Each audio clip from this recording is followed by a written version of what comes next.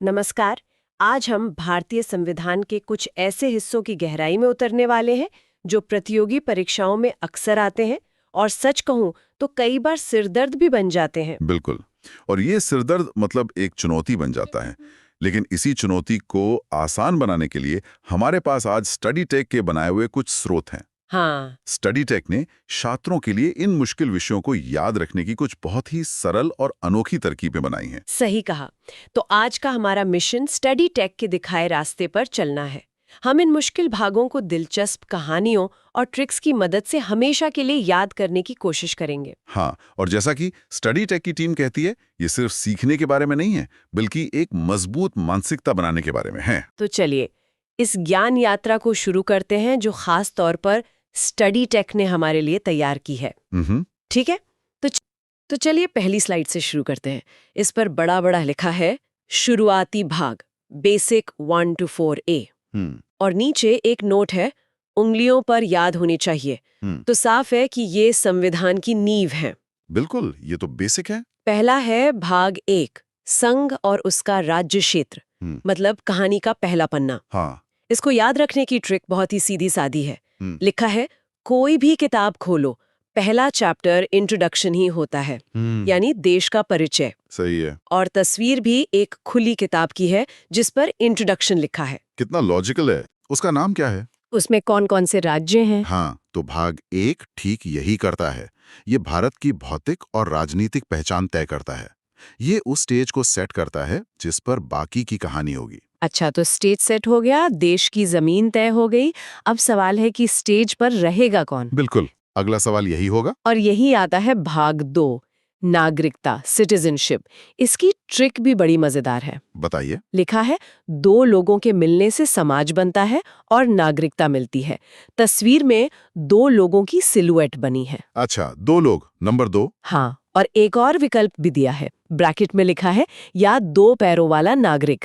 तो नंबर 2 को नागरिकता से जोड़ने के 2 तरीके हैं। और यहाँ दिलचस्प बात यह है कि ये दोनों तरीके अलग-अलग तरह से सोचने वालों के लिए काम करते हैं। कैसे? पहला, 2 लोगों से समाज, ये एक सामाजिक कॉन्सेप्ट है। दूसरा, 2 पैरों वाला नागरिक, ये एक फिजिकल मतलब एक भौतिक इमेज है। हाँ, ये तो है। तो चाहे आप कॉन्सेप्ट्स में सोचते हो या तस्वीरों में, ये ट्रिक काम करती है और ये तार्किक भी है। देश की जमीन तय करने के बाद अगला कदम यही होगा कि आप ये बताएं कि इस देश के नागरिक कौन हैं। अब आते हैं उस हिस्से पर जो शायद संविधान का दिल है, भाग 3, मूल अधिकार, फंडामेंटल राइट्स। बहुत जरूरी हिस्सा। इसकी ट्रिक देखकर तो मैं भी हैरान रह गई। इन्होंने लिखा है अधिकार शब्द में अ आता है जो 3 जैसा दिखता है। अरे वाह! और तस्वीर में अधिकार शब्द से अ को इतना बड़ा करके दिखाया गया है कि वो सच में हिंदी के अंक 3 जैसा लग रहा है। ये तो कमाल का विजुअल हैक है। ये पूरी तरह से एक विजुअल ट्रिक है और इसीलिए ये बहुत शक्तिशाली है। ये आपके दिमाग को सोचने पर मजबूर नहीं करती, बस दिखा देती है। सही बात है। लेकिन इसकी गहराई में जाना जरूरी है। मूल अधिकार वो हक हैं जो संविधान हर नागरिक को देता है और जिन्हें सरकार भी नहीं छीन सकती। ये एक तरह से नागरिक और राज्य के बीच एक लक्ष्मण रेखा खींचते हैं। बिल्कुल। ये कहते हैं कि नागरिक सिर्फ देश का हिस्सा नहीं है, उसकी अपनी एक पहचान और गरिमा है। इसीलिए इसे संविधान की आत्मा भी कहा जाता है। अधिकार तो मिल गए, लेकिन एक अच्छे समाज के लिए सिर्फ नागरिकों के अधिकार ही काफी नहीं होते। सरकार का भी तो कोई फर्ज बनता है। हाँ, ये भी एक पहलू है। और यहीं पे कहानी थोड़ी और गहरी होती है। भाग 4, नीति निदेशक तत्व, यानी DPSP, directive principles of state policy. हाँ, इसको याद रखने की ट्रिक है, नीति चारों दिशाओं के लिए बनती है। चारों दिशाओं, नंबर 4, समझ गया। और साथ में एक कंपास की तस्वीर है जो चारों दिशाओं, उत्तर, दक्षिण, पूर्व, पश्चिम की ओर इशारा कर रहा है। ये ट्रिक सिर्फ नंबर 4 याद नहीं कराती, बल्कि DPSP के मर्म को भी छूती है। वो कैसे? DSPC ये वो सिद्धांत हैं जो देश को चारों दिशाओं में, यानी हर नागरिक के लिए एक कल्याणकारी राज्य, एक वेलफेयर स्टेट बनाने का रास्ता दिखाते हैं। मतलब ये सरकार के लिए एक तरह का नैतिक कंपास है। बिल्कुल। जहां मूल अधिकार सरकार को कुछ करने से रोकते हैं, वहीं ये निदेशक तत्व सरकार को कुछ अच्छा करने के लिए प्रेरित करते हैं। मतलब एक तरफ अधिकार, दूसरी तरफ राज्य की जिम्मेदारियां। हाँ, और इन दोनों के बीच का संतुलन ही भारतीय लोकतंत्र की खूबसूरती है। और इसी संतुलन को पूरा करने के लिए एक और चीज जोड़ी गई, भाग 4 क, मूल कर्तव्य, फंडामेंटल ड्यूटीज। ये बाद में आया ना? हाँ, ये मूल संविधान में नहीं था। इसकी ट्रिक कहती है 4A का मतलब A1 नागरिक जो अपना कर्तव्य निभाता है। और तस्वीर में एक सुनहरा बैज है जिस पर A1 सिटीजन लिखा है। बिल्कुल, इसे 1976 में जोड़ा गया था। इसके पीछे सोच ये थी कि नागरिक सिर्फ अधिकारों की मांग ही ना करें, बल्कि देश के प्रति अपने कर्तव्यों को भी समझें। एक अच्छा नागरिक अपने अधिकारों को भी जानता है और अपने कर्तव्यों को भी निभाता है। तो यहाँ तक हमने व्यक्ति और राज्य के बीच के रिश्ते को समझा, देश की जमीन, नागरिक, उनके अधिकार और फिर दोनों के कर्तव्य। एक तरह से संविधान की फिलॉसफी सेट हो गई। हाँ, अब सवाल उठता है कि इस राज्य को चलाएगा कौन? यहीं से हम शासन की असली मशीनरी में दाखिल होते हैं। सही कहा। अब हम कहानी के उस हिस्से में आ रहे हैं जहाँ किरदारों का ढांचा तैयार होता है। सरकार कैसे बनेगी, कौन चलाएगा? बिल्कुल। अगली स्लाइड हमें सरकार के इसी ढांचे में ले जाती है और सबसे पहले आता है भाग 5, संघ, द यूनियन, यानी केंद्र सरकार। यहाँ कोई ट्रिक नहीं है, बस एक बहुत जरूरी नोट लिखा है। यह सबसे बड़ा भाग है, आर्टिकल 52 to 151। और इसका सबसे बड़ा होना स्वाभाविक है, क्योंकि इसमें सिर्फ केंद्र सरकार नहीं, बल्कि केंद्र के शासन के तीनों अंग शामिल हैं। कार्यपालिका, विधायिका और न्यायपालिका, मतलब राष्ट्रपति, प्रधानमंत्री, संसद, सुप्रीम कोर्ट, सब कुछ इसी में है। अच्छा, इसीलिए ये इतना बड़ा है। हाँ, ये तीनों मिलकर पूरे देश का ढांचा चलाते हैं, इसलिए ये भाग इतना विस्तृत और महत्वपूर्ण है। ये संविधान का इंजन रूम है, आप कह सकते हैं। इंजन रूम, क्या बात है। और जब केंद्र की बात हो गई तो अगला कदम जाहिर है राज्य सरकारें। हाँ, भाग 6, राज्य, द स्टेट। ये भाग 5 के बाद सीधे आता है, जो दिखाता है कि पहले पूरा देश, फिर उसके हिस्से। ये एक टॉप डाउन अप्रोच है। संविधान पहले राष्ट्रीय स्तर पर संरचना बनाता है और फिर उसी मॉडल को राज्य स्तर पर लागू करता है। मतलब भाग 6 में भी हमें वही सब मिलेगा? हाँ, बिल्कुल। आप देखेंगे कि भाग 6 में भी आपको वही 3 अंग मिलेंगे: राज्यपाल, मुख्यमंत्री, राज्य की विधानसभा और हाईकोर्ट। ये एक तरह से भाग 5 का ही प्रतिबिंब है। केंद्र हो गया, राज्य हो गया, लेकिन भारत में एक तीसरी तरह की प्रशासनिक इकाई भी है, यूनियन टेरिटरीज। हाँ, और यहाँ से चीजें थोड़ी दिलचस्प हो जाती हैं। भाग 8, केंद्र शासित प्रदेश। स्लाइड में इसके लिए 2 ट्रिक्स दी गई हैं। अच्छा। और मजे की बात यह है कि पहली ट्रिक को वो खुद ही मुश्किल बताते हैं। ये ईमानदारी अच्छी लगी। बिल्कुल। पहली ट्रिक है, यूनियन टेरिटरी में यू और टी को मिलाओ तो 8 जैसा दिखता है, और आगे लिखा है नहीं, ये मुश्किल है। मैं तो नहीं देख पा रहा इसमें 8। मैं भी नहीं। खैर, शुक्र है कि उन्होंने एक आसान तरीका भी दिया है। हाँ, दूसरा तरीका ज्यादा काम का लग रहा है। इजी ट्रिक है, 5 केंद्र प्लस 6 राज्य, 3 हटाया गया 7वां भाग इक्वल्स टू 8 यूटी। ये तो गणित का सवाल बन गया। ये तो एक दिलचस्प गणितीय ट्रिक है। हालांकि यहाँ एक बात साफ करनी जरूरी है। क्या? ये फॉर्मूला याद रखने के लिए तो बहुत अच्छा है, पर ये वैचारिक रूप से थोड़ा भ्रामक हो सकता है। मतलब? ये ऐसा दिखाता है मानो केंद्र शासित प्रदेश केंद्र और राज्य का कोई गणितीय नतीजा हो, जबकि उनकी एक अलग संवैधानिक पहचान है। असल में संविधान का भाग 7 हटा दिया गया था। तो यहाँ ट्रिक बनाने वाले ने बस एक यादगार रिश्ता बनाने के लिए 5 और 6 को जोड़ा और उसमें से 3 घटा दिया ताकि 8 आ जाए। अच्छा, तो ये बस एक जुगाड़ है याद रखने का। हाँ, एक तरह का मेमोरी हैक। चलिए, अब केंद्र और राज्यों से उतरकर जरा जमीनी स्तर पर आते हैं, जहां लोकतंत्र असल में सांस लेता है। भाग 9, पंचायत। बहुत जरूरी। इसकी ट्रिक बहुत ही प्यारी है। गांव के लोग 9 बजे सो जाते हैं। यची है।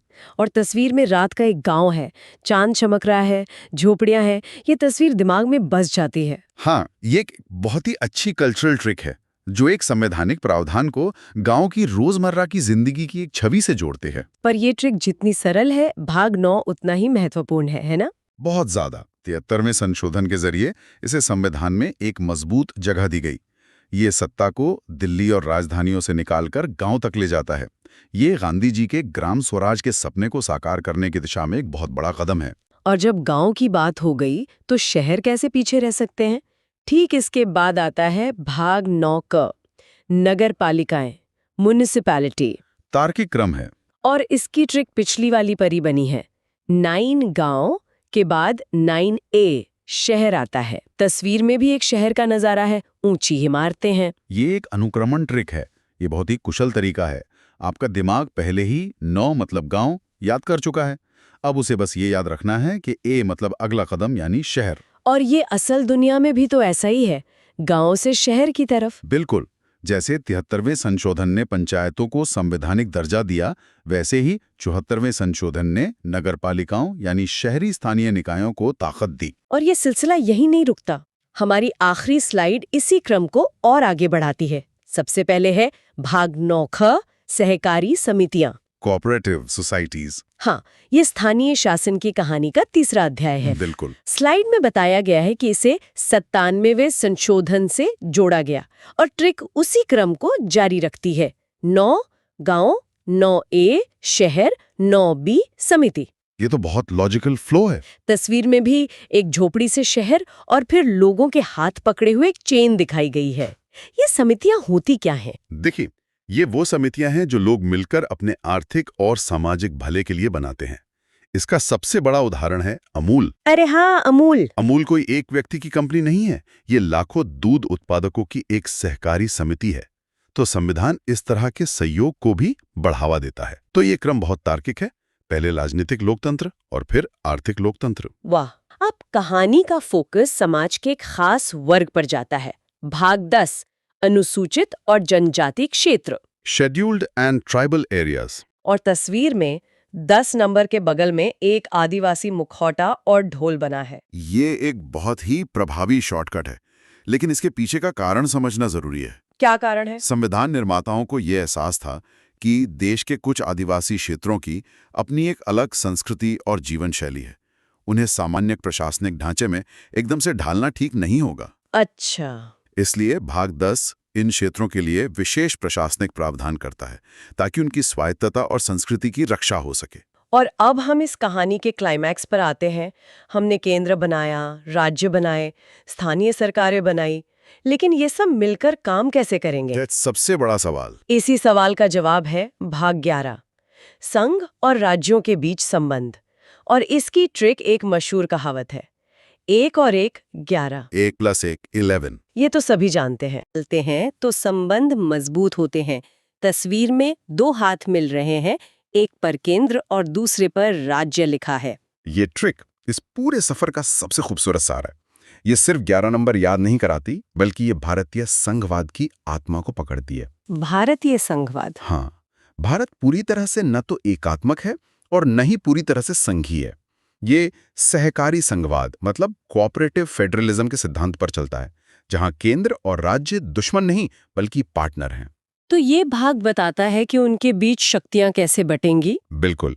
विधायी, प्रशासनिक और वित्तीय शक्तियां कैसे बटेंगी ताकि देश 1 और 11 की तरह मजबूती से आगे बढ़ सके। तो इस सब का क्या मतलब है?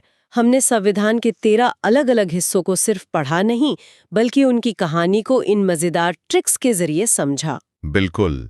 और मुख्य तो चलिए इसे समझते हैं। शुरुआत करते हैं उन भागों से जो पैसे, व्यापार और नौकरियों से जुड़े हैं। ये अक्सर सबसे ज्यादा कंफ्यूज करते हैं। सबसे पहले है भाग 12, जो वित्त और संपत्ति के बारे में है। हाँ, और इसे याद रखने के लिए स्टडी टेक की ट्रिक बहुत ही शानदार है, बहुत विजुअल है। ट्रिक है 12 बज गए पैसे कमाते कमाते। 12 बज गए पैसे कमाते कमाते। हाँ, ये सीधे तौर पर संख्या 12 को वित्त यानी पैसों से जोड़ देती है। आपके दिमाग में एक तस्वीर बन जाती है। वाह, ये तो सचमुच बहुत आसान है। अच्छा, अब आते हैं भाग 13 पर, जो व्यापार और वाणिज्य मतलब ट्रेड एंड कॉमर्स से जुड़ा है। इसके लिए स्टडी टेक ने क्या कमाल की ट्रिक दी है? इसकी ट्रिक भी बहुत सीधी है। वो कहते हैं तेरा मेरा व्यापार। तेरा मेरा व्यापार। हाँ, बिल्कुल। ये इस बात पर जोर देता है कि व्यापार में हमेशा 2 या 2 से ज्यादा पक्ष होते हैं। एक और विकल्प भी है, वो भी बड़ा मजेदार है। अच्छा? 3 तिगाड़ा काम बिगाड़ा, जो ये बताता है कि व्यापार में हमेशा रिस्क होता है। हाँ, ये तो है। ये दोनों ही बातें व्यापार की असलियत को दिखाती हैं। सही बात। यहाँ से मामला वाकई दिलचस्प हो जाता है। भाग 14, संघ और राज्यों के अधीन सेवाएं, यानी यूपीएससी, पीसीएस जैसी नौकरियां। हर छात्र का सपना। हाँ, बिल्कुल। और स्टडी टेक ने इसी सपने को, इसी भावना को ट्रिक बना दिया है। ट्रिक है चा 14। चा? हाँ, सबको आईएएस पीसीएस बनने की चाह होती है। ये 14 और चा का साउंड ये सीधा छात्रों की आकांक्षा से जुड़ जाता है। ये तो बहुत आसानी से याद हो जाएगा। बिल्कुल। और अगर नौकरी मतलब भाग 14 में कोई गड़बड़ हो जाए तो? उसके लिए है भाग 14 का अधिकरण यानी ट्रिब्यूनल्स। एकदम। स्टडी टेक ने इसे एक कहानी की तरह पिरोया है, मतलब एक लॉजिकल फ्लो है। कैसे? ट्रिक है, 14 नौकरी में गड़बड़ हुई तो कोर्ट ट्राइब्यूनल जाना पड़ेगा। ये एक तार्किक क्रम बनाता है जिसे भूलना लगभग नामुमकिन है। पहले नौकरी की चाह, फिर नौकरी, और फिर कोई विवाद हुआ तो ट्रिब्यूनल। ये तो एक पूरी कहानी बन गई। अब उन भागों की बात करते हैं जो परीक्षाओं में सबसे ज्यादा दोहराए जाते हैं। शुरुआत भाग 15 से, जो निर्वाचन मतलब इलेक्शन के बारे में है। हाँ, और स्टडी टेक को ट्रिक यहाँ भी बहुत सरल और थोड़ी मजेदार है। अच्छा। ट्रिक है, 15 साल का बच्चा इलेक्शन में वोट नहीं दे सकता। हाँ, ये तो मजेदार है। हाँ, और स्लोत में साफ लिखा है कि ये सिर्फ याद रखने के लिए है, क्योंकि असल उम्र तो 18 साल है। लेकिन ये तस्वीर दिमाग में ऐसी बैठती है कि 15 और इलेक्शन का कनेक्शन याद रह जाता है। सही है। आगे है भाग 17, राजभाषा, ऑफिशियल लैंग्वेज। ये एक संवेदनशील विषय है। बिल्कुल, और स्टडी टेक ने इसी भावना को ट्रिक में इस्तेमाल किया है, बहुत ही खूबसूरती से। कैसे? ट्रिक है 17 = खतरा। 17 खतरा। साउंड तो मैच कर रहा है। हाँ, और पूरा वाक्य है, भाषा के नाम पर लड़ना देश के लिए खतरा है। ये एक शक्तिशाली भावनात्मक जुड़ाव बनाता है, जिससे ये याद रखना बहुत आसान हो जाता है। वाह, ये तो सिर्फ ट्रिक नहीं, एक संदेश भी है। और जब देश पर असल में खतरा आता है तो लगता है आपातकाल, इमरजेंसी, जो कि है भाग 18। एकदम सही। देखिए कितना अच्छा फ्लो है, 17 पर खतरा और 18 में उसका समाधान। हाँ, इसकी ट्रिक भी ध्वनि पर आधारित है। 18 18 = ठहरा। 18 ठहरा। जब इमरजेंसी लगती है तो सब कुछ रुक जाता है। 18 और ठहरा की मिलती जुलती आवाज इसे तुरंत याद करा देती है। स्टडी टेक ने कितनी खूबसूरती से इसे आसान बना दिया है। ये तो सच में कमाल है। अब बात करते हैं भाग 20 की, संविधान संशोधन यानी अमेंडमेंट। ये तो मतलब हमेशा बदलता रहता है। और यहीं पर स्टडी टेक ने आज के युवाओं से जुड़ने वाली एक बेहतरीन ट्रिक दी है। क्रिकेट से जुड़ी है क्या? नियम जल्दी जल्दी बदलते रहते हैं। वाह। एक क्रिकेट मैच का उदाहरण देकर उन्होंने एक, आप कह सकते हैं, सूखे विषय को कितना दिलचस्प बना दिया। बहुत ही दिलचस्प। तो इन सब का क्या मतलब है? अब कुछ विशेष और बाकी बचे भागों पर नजर डालते हैं। भाग 16, जो कुछ वर्गों के लिए विशेष उपबंध यानी स्पेशल प्रोविजंस से संबंधित है। स्टडी टेक ने यहाँ भी ध्वनि का इस्तेमाल किया, बहुत ही सीधा और असरदार तरीका। ट्रिक है 16 मतलब स्पेशल, S से 16, S से स्पेशल। S से 16, S से स्पेशल। ये अच्छा है ना? ये बहुत सीधा और प्रभावी है। फिर आता है भाग 19, प्रकीर्ण यानी मिसलेनियस, विविध बातें। ये थोड़ा अजीब सा नाम है। हाँ, और इसको समझाने के लिए स्टडी टेक ने एक आम मुहावरे का इस्तेमाल किया। कौन सा? ट्रिक है 19-20 का फर्क, जिसका मतलब होता है छोटी मोटी अलग अलग बातें। अच्छा, हाँ, हम रोजमर्रा की जिंदगी में भी ये इस्तेमाल करते हैं। बिल्कुल, और ये विविध शब्द के लिए एकदम सही है। अब भाग 21, अस्थायी और विशेष उपबंध, टेम्पररी प्रोविजंस। इसके लिए स्टडी टेक ने जीवन के एक चरण से जुड़ी ट्रिक बनाई है, जिससे सब लोग जुड़ पाएंगे। क्या है वो? ट्रिक है 21 साल की उम्र में सब टेम्पररी, अस्थायी होता है, सेटल नहीं होते। हाँ, ये तो बिल्कुल सही है। हाँ, तो ये एक व्यक्तिगत अनुभव से जुड़कर इसे यादगार बना देता है। और अंत में भाग 22, संक्षिप्त नाम और हिंदी पाठ यानी शॉर्ट टाइटल। इसकी ट्रिक भी इसके काम की तरह ही सरल है। अच्छा, ये तो आखिरी है, बस नाम पता कर खत्म करो। ये संविधान के भागों की सूची को एक सही अंत देता है, जैसे कोई फिल्म खत्म होती है और क्रेडिट्स आते हैं। बिल्कुल सही। तो आज हमने देखा कि कैसे स्टडी टेक ने रचनात्मकता का उपयोग करके संविधान जैसे जटिल विषय के महत्वपूर्ण भागों को याद रखना कितना आसान बना दिया है। बिल्कुल, उन्होंने ध्वनि, कहानियों, भावनाओं और रोजमर्रा के उदाहरणों का इस्तेमाल किया है। हाँ, ये सिर्फ रटना नहीं है, बल्कि जानकारी को दिमाग में टिकाने के लिए एक तरह के मानसिक हुक बनाना है। सही कहा।